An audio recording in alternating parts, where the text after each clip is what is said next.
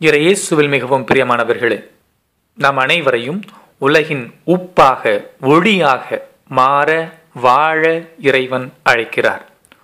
உலகிற்கு உப்பு, உலகிற்கு ஒளி என்று மனித வாழ்வின் அவசியமான கருவிகளாய், மனித வாழ்விலிருந்து பிரிக்க முடியாத, சமுதாயத்திலே மிகவும் முக்கியமான அங்கம் வகிக்கிறவர்களாய் மாற இறைவன் நம்மை அழைக்கிறார். இறைவனின் பிள்ளைகள், இயேசுவின் சீடர்கள் என்பது ஏதோ ஒதுக்குப்புறத்திலே அமர்ந்து ஜெபித்துக் கொண்டிருந்தால் மட்டும் போதாது. சமுதாயத்திலே மையமாக, சமுதாயத்திற்கு உரமூட்டக்கூடியவர்களாக, சமுதாயத்திற்கு ஒளி தரக்கூடியவர்களாக மாற வேண்டும், வாழ வேண்டும், பலியாக வேண்டும் என்று இறைவன் நம்மை அழைக்கிறார். நீங்கள் உலகிற்கு உப்பாய் இருக்கிறீர்கள். ஆம், உப்பு அருமையானதொரு குறியீடு. உப்பு இன்றியமையாமையை வெளிப்படுத்துகிறது. ஆம், மனித வாழ்க்கையிலே உப்பு எப்படி அடிப்படை தேவைகளுள் ஒன்றாயிருக்கிறதோ, உணவிற்கு சுவையூட்ட, பொருட்களை கெடாமல் பாதுகாக்க, கிருமி நாசினியாக, நோய் நிவாரணியாக என்று பல விதங்களில் பயன்படுகிறதோ, அதே போல ஒரு கிறிஸ்துவனும், ஒரு கடவுளின் பிள்ளையும், ஒரு இயேசுவின் சீடனும் பயன்பட வேண்டும், சமுதாயத்திலே முக்கியமான அங்கம் வகிக்க வேண்டும் என்று இயேசு வலியுறுத்துகிறார். உணவு உற்பத்தியாளர்களில், குறிப்பாக இந்த உப்பு உற்பத்தியாளர்கள், உப்பு எவ்வளவு தூரம் பயன்படுகிறது என்பதை குறிக்க ஒரு கணக்கு எடுத்தார்களாம். அதிலே உப்பு 14,000 வகைகளில் மனித வாழ்வில் பயன்படுகிறது என்று கணக்கெடுத்திருக்கிறார்கள்.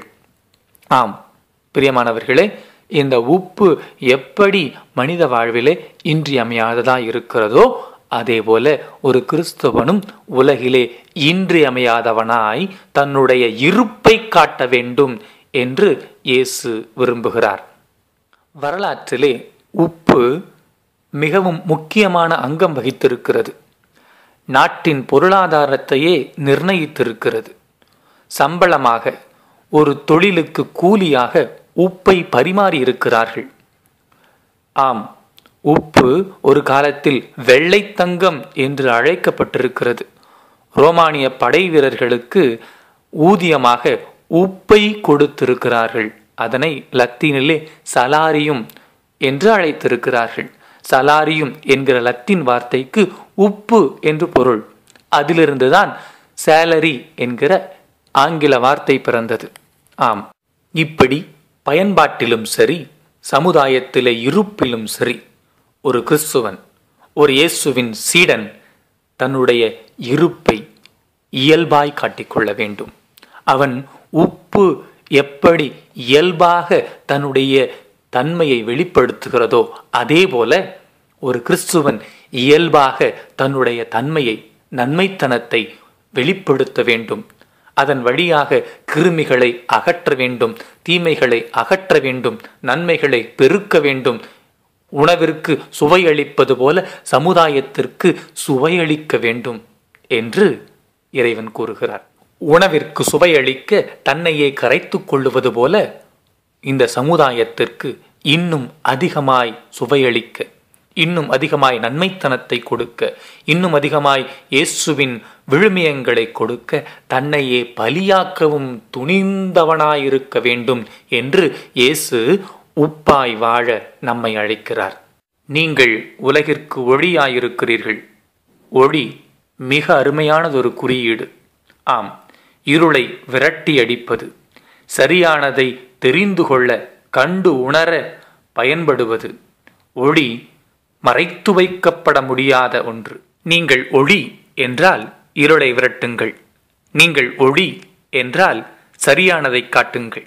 நீங்கள் ஒளி என்றால் சுடர்விட்டு ஒளி வீசுங்கள் என்று இயேசு அழைக்கிறார்.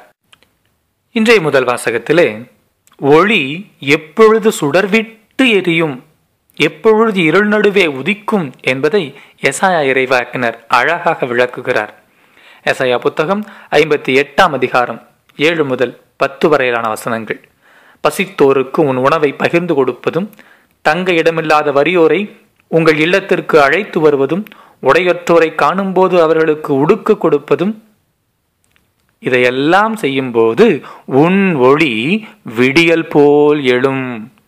தொடர்ந்து இறைவன் சொல்லுகிறார், பசித்தோருக்காக உன்னையே கையளித்து வறியோரின் தேவையை நிறைவு செய்வாயானால் இருள் நடுவே உன் ஒளி உதிக்கும் என்று சொல்லுகிறார். ஆம், இறைவன் சொல்லுவது இப்படிப்பட்டதொரு ஒளி. இன்றைய தியான பாடலாக திருப்பாடல் 112 நமக்கு தரப்பட்டிருக்கிறது. இதிலே நேர்மையாளர்கள் இருளிலே ஒளி என மெளிர்வார்கள் என்று நாம் தியானிக்க அழைக்கப்படுகிறோம். திருப்பாடல் 112 இறைவார்த்தை 4.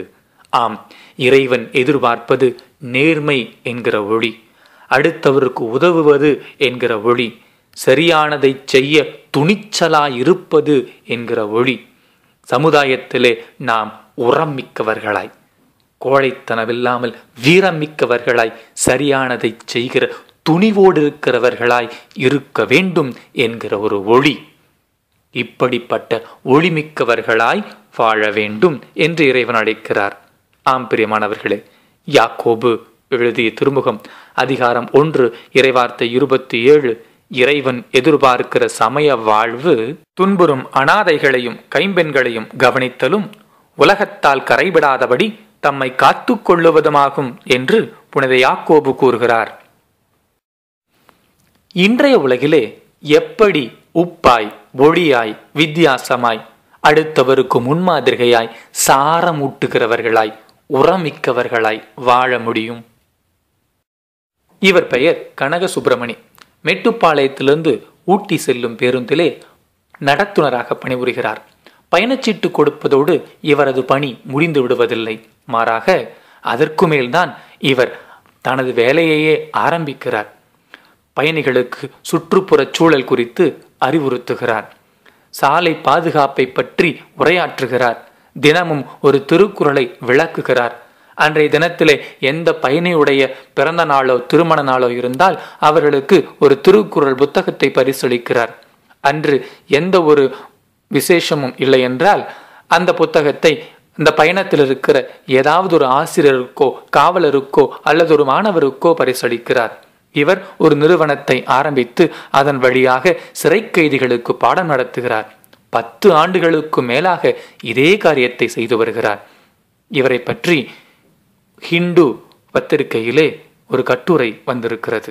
இவர் பெயர் ஜோனஸ் சால்க். இவர்தான் போலியோவுக்கு தடுப்பு மருந்து கண்டுபிடித்தவர். பல கண்டுபிடிப்பாளர்கள் இருக்க இவருக்கு மட்டும் என்ன சிறப்பு என்று நீங்கள் கேட்கலாம். ஆம், இவர் போலியோ தடுப்பு மருந்து கண்டுபிடித்த பிற்பாடு அதற்குரிய காப்புரிமை பெறுவதற்கு மறுத்துவிட்டார். இவர் அவ்வாறு செய்திருந்தால் உலகிலேயே மிகப்பெரிய பணக்காரராக இருந்திருப்பார். அப்படி செய்திருந்தால் பல கோடி ஏழை எளிய மக்கள் இந்த மருந்தை வாங்க முடியாமல் நோய்வாய்ப்பட்டு இறந்திருப்பார்கள். ஒரு பேட்டி ஒன்றிலே ஏன் நீங்கள் உரிமம் பெறவில்லை என்று கேட்டதற்கு இந்த மனிதர் சொன்னார், சூரியனுக்கு யாராவது உரிமை கொண்டாட முடியுமா என்று. சங்கர நாராயணன், அனுபாரதி தம்பதியினர் சென்ற வாரத்திலே நெல்லையிலே புது மணக்கோலத்திலே 15 நிமிடங்களுக்குள் மணக்கோலத்தோடு ஜோடியாக வந்து இரத்த தானம் செய்தார்கள். இதை கண்டு விழாவுக்கு வந்திருந்த உறவினர்களும் நண்பர்களும் ஆர்வமாக இரத்த தானம் கொடுக்க முன் வந்தார்கள். இந்த விழாவிலே 50க்கும் மேற்பட்டவர்கள் இரத்த தானம் வழங்கினார்களாம். இவர்கள் உலகின் ஒளி, இவர்கள் உலகின் உப்பு. ஆம், இறைவன் எதிர்பார்ப்பது இப்படிப்பட்ட ஒரு சீடத்துவத்தை, இப்படிப்பட்ட ஒரு சமய வாழ்வை. சடங்குகளோடு முடிவதை அல்ல இறைவன் விரும்புகிறாய், சமுதாயத்திலே விடியல்களாய் எழுவதையே இறைவன் ஆசிக்கிறார். ஆம், நாம் ஒவ்வொருவரும் உலகின் உப்பாய் சமுதாயத்திற்கு உரமூட்டுவோம். உலகின் ஒளியாய் இருளை விரட்டுவோம். இறைவன் நம்மை நிறைவாய் ஆசிர்வதிக்கட்டும்.